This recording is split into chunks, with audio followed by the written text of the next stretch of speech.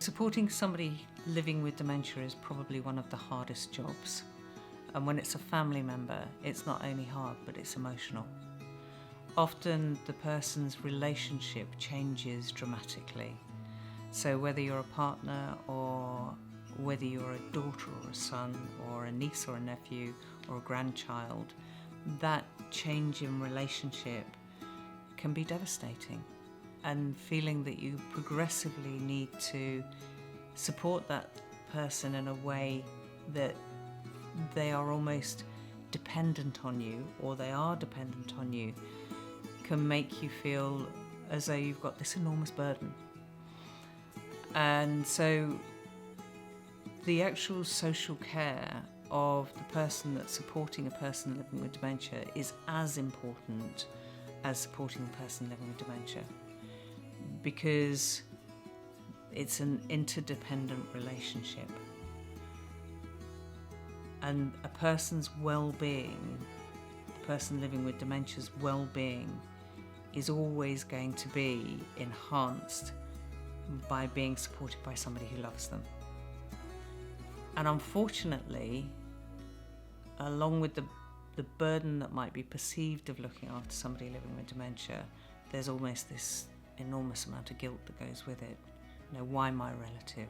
Why me? There are days when a person caring for somebody living with dementia may get very despondent, may get very depressed, that they can't do this anymore.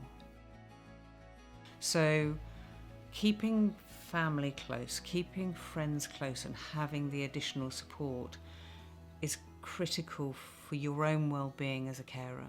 I spent many years caring for both my parents, and you don't lose that sense of what's happening next. How do I move into the next stage? What can I do to support that person? Having somebody to talk to is really important. So looking for positives in your life and finding ways that you relax are also very important.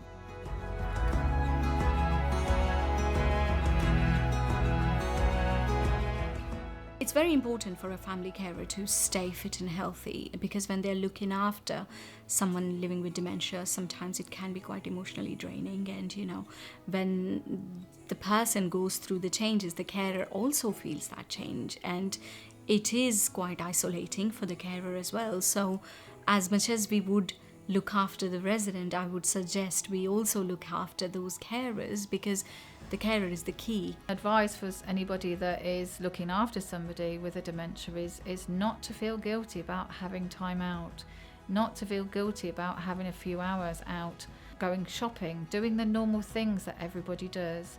It's about being able to have that time to clear your head. It's about being able to come back and provide that care, which is mentally exhausting. So making sure that we do have time out and looking after ourselves is really, really important. I always recommend small bursts of meditation. Have something on your mobile phone, or have a space that you go to in the garden, or a bit of gardening that you do, or a jigsaw on the go, just to help you to zone out completely from the pressure of looking after your relative is critical. Going out for a walk, fresh air, is very good for health. And sometimes just walking and thinking about things would bring solution. And going out for a coffee together, just all these little things. And sometimes just talking about stuff helps.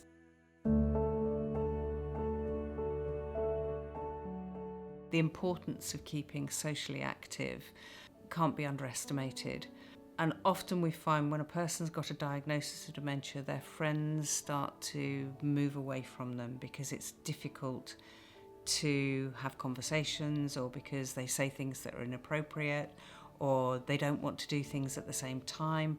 So actually getting together and having a conversation around, actually this is going to be a tough journey right at the beginning of the journey. It might be relatively easy at the moment, but these are the things we're going to experience or might experience going forward. So learning about dementia, learning about that diagnosis, going back to the beginning and learning about that diagnosis, and then looking at actually how this transition might go on and who might need to be around and what support there is out in the community in terms of district nurses, admiral nurses, memory cafes, care homes. Just to make that journey easier is better planned than spontaneous. And having those people around you and having honest conversations and saying, look, I will do this, but I need your support. It can be quite mentally draining, really, if you've got somebody that is living with you 24 hours a day that has a dementia. It's about providing those with care out in the community to have that break. It's about day centres. It's about being able to get out into the community. If you're ever struggling, just come in. Come into a care home, any care home locally to you. Come in and just have a chat, and they will be able to help you find groups in your area that are suitable for you and your family. As a child of a person living with dementia, it's important to ask your children, the grandchildren of the person living with dementia, to help you, to take them to the hairdressers, the shops, sit with them, have a cup of tea, go through some photos.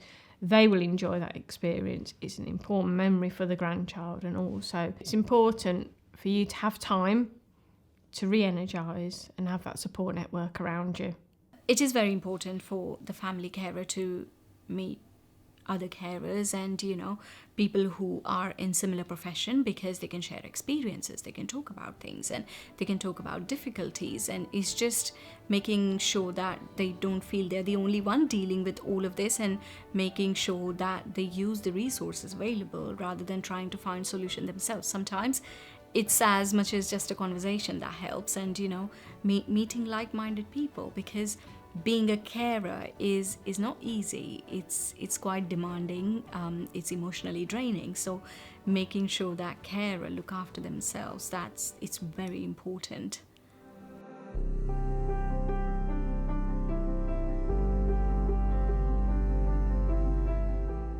For a family carer, it's very important to know what they are dealing with and the changes their loved one is going through.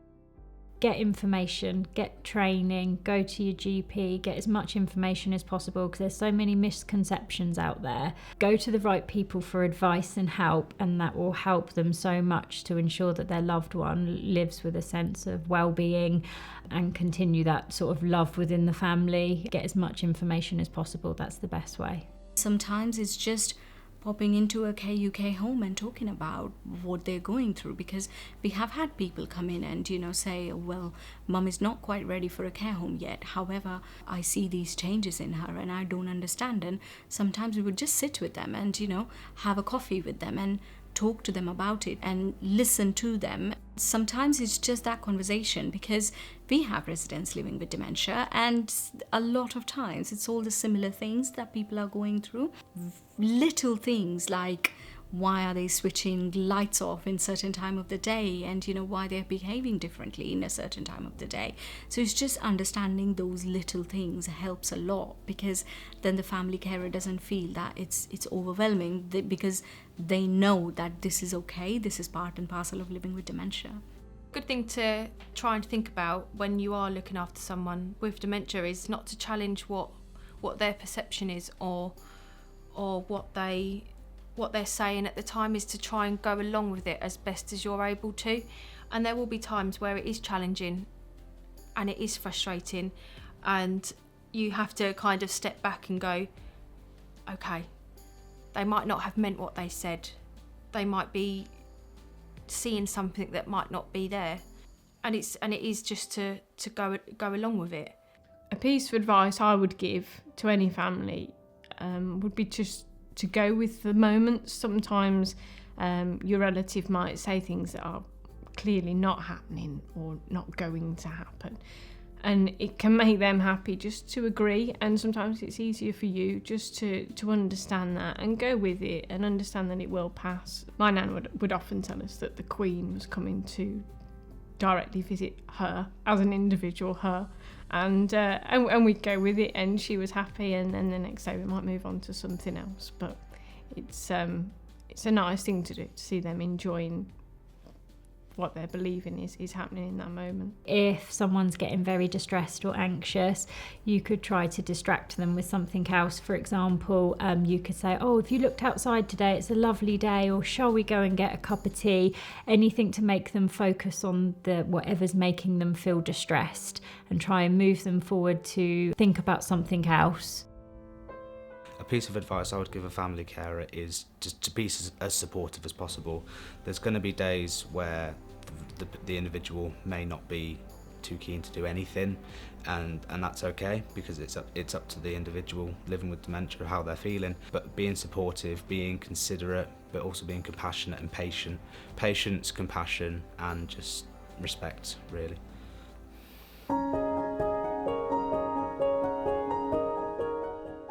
It's really important that if you are looking after someone living with dementia, that you do have regular breaks, and you do have breaks that you're not caring for that person. If you're caring for that person 24 hours a day, 7 days a week, it is exhausting, and it's okay to say that you're tired. It's okay to say, actually, I do need a break.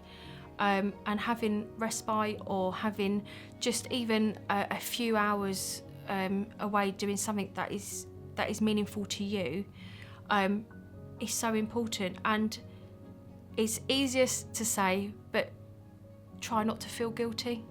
You will probably feel guilty that, have you done the right thing? I should be doing this. But especially if someone is coming into respite, staff in any care home will be there for X amount of time, will then go and have a rest. We'll have a night's sleep, and we'll come back feeling refreshed the next day. If you're looking after someone all the time, you haven't got that break, you haven't got that rest to be able to go, okay, right, today, I can do it today.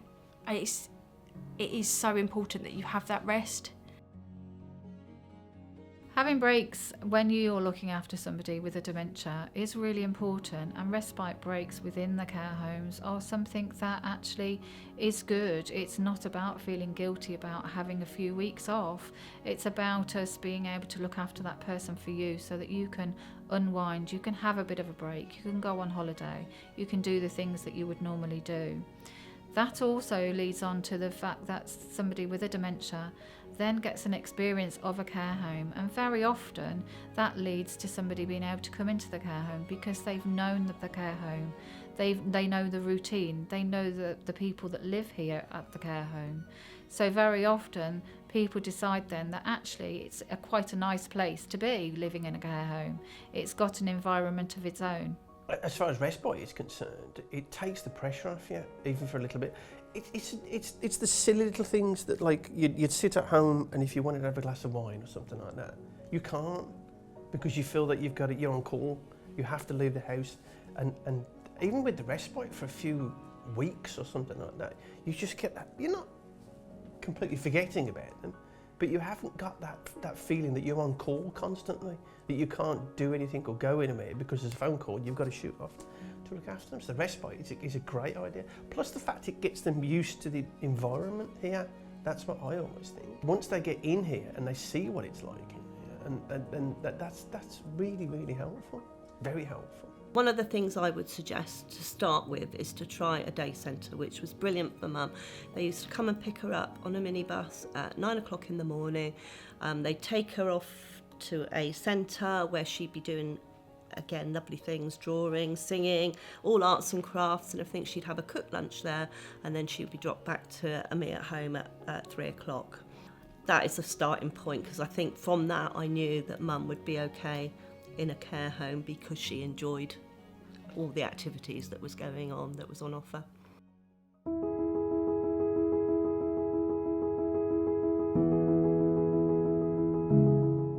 Start looking at different care options, because you don't want to get to a crisis point, because more often than not, when people come to us for care for their loved one, they're at a crisis point.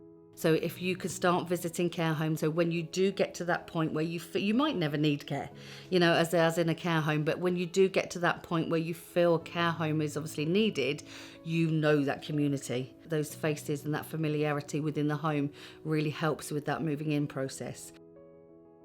When you're looking for a care home for a loved one, it's really important to look at the home as a whole. It's walking into that home right at the beginning and understanding that the environment is warm and friendly. If you feel that it's warm and friendly when you walk into that home, then so will your loved one. It's about us being able to provide the services within that home as you would normally in a community. So making sure that we have a lovely cafe area where that just going out for a cup of coffee can still be provided within the care home environment. It's about us having a lifestyle team that still enables us to go out walking, makes sure that we can go to the park, make sure that we can get on the minibus and go out for trips.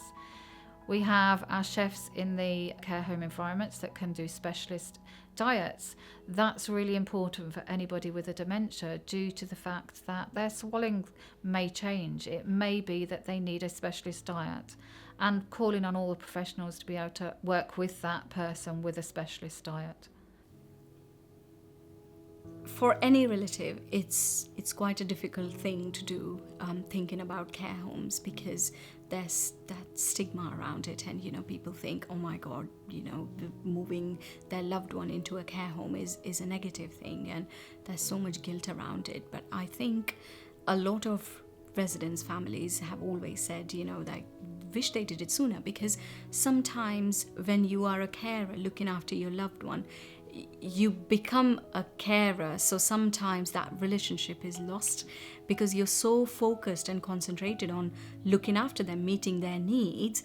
There's that element of the relationship that you had previously that might just disappear, and you're exhausted, you're emotionally drained. And a lot of partners especially say that when they come and visit them in a care home, it's like they feel husband and wife again, and that relationship of coming in here means all the other things are taken care of, so you have that relationship with your loved one that you can just reminisce and think about. So I think for families, it's taking away that worry of meeting their day-to-day needs and just enjoying that emotional aspect of stuff and just enjoying activities with them. So not worrying about whether they have eaten and whether they have had their hair washed and things like that. So it's just removing all that aspect of and just focusing on enjoying these little moments, and whatever time you have, enjoying that time with them. That's the key. Your relationship changes with your parents when they're in a care home because you're not a carer solely anymore. You become their sibling again, you become their child again, you become their relative again. The relief I felt when she came here was just huge, and the guilt was also huge, but it's let me have a life again.